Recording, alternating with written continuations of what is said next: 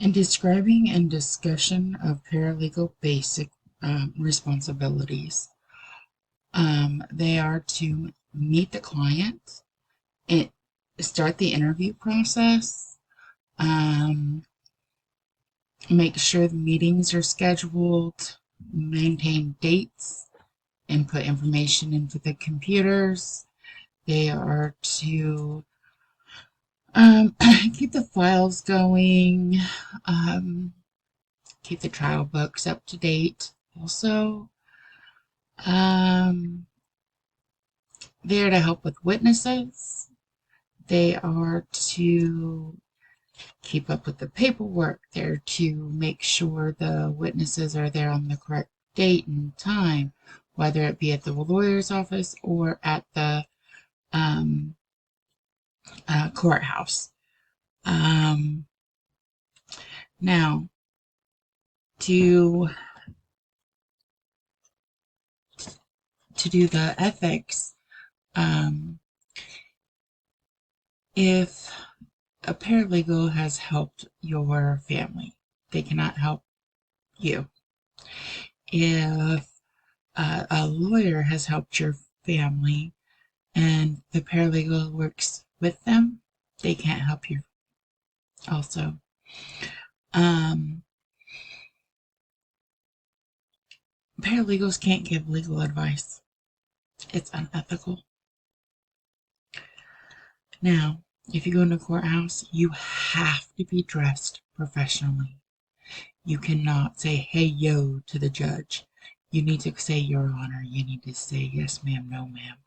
No, sir, yes, sir. And you have to make sure that you take the proper notes for everything. You cannot just be like, oh, this and that, and you get to pick and choose what notes you have. Nope, you got to take them all. So, legal terminology.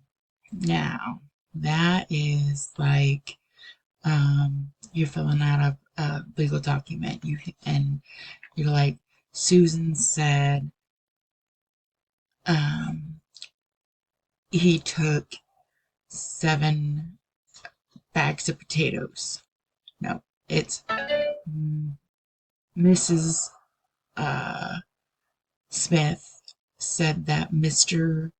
Jones took 7 bags of potatoes. You can't call them by first name. You have to use their last names because that is politically correct in how it is done in the courthouse and with the courthouse papers. Um, you have to make sure it's all filled out. You cannot just fill out portions of it or take it and be like, I'm just going to fill out this one. Nope, you got to do it all because the judge will throw it back at you and be like, finish it or start over. Because you also have to have your client sign it. You have to sign it. The judge has to sign it. The other party has to sign it. And if it's not all filled out, then nobody can sign it besides your client. And that's not okay. Um, there's a lot of different documents that need to be filled out. There's subpoenas, there's motions, there's declarations. You can do a bankruptcy case. You can do um, to start a case. You can do a final order. You can do a permanency plan. I mean, there are so many different ones. And my suggestion is that you make a copy of each blank order. Either take a photocopy of it and have a blank um, form and put it in a file so you have a blank one and then you can only scan it into your computer, or you can have a file on your computer with the blank forms. You can have that. You can have each case be, oh, this is what you need for every case, this is what you need for every person to fill out. They get, I mean, they get interesting, but you'll get the hang of it. Um, to you need when you research or summarize or evaluate documents, you need to know the current laws in your home state and the federal government because that can be hard for you to um, handle. Now, with that being said, there's a program named Lexis. You need to learn how to use that. And you use your local library to do it. Um,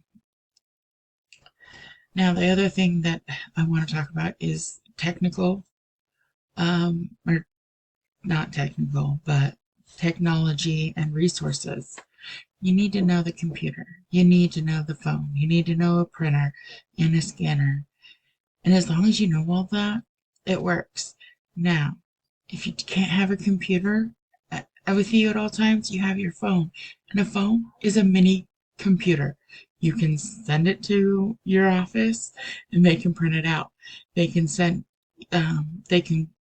uh, scan it into the system and send it to your phone. And you can send it to whoever you want by email or text. That's very convenient. Now, transferring knowledge. Um, this one here is learning different types of communication. You learn written, you learn visual, you learn oral communication.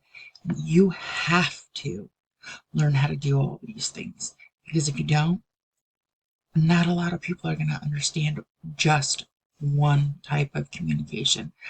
As a paralegal, you need to learn them all because you are going to be the face of the company.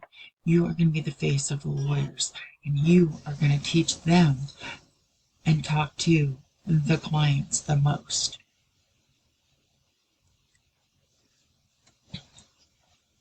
Critical thinking is a skill to solve personal, academic, workplace problems.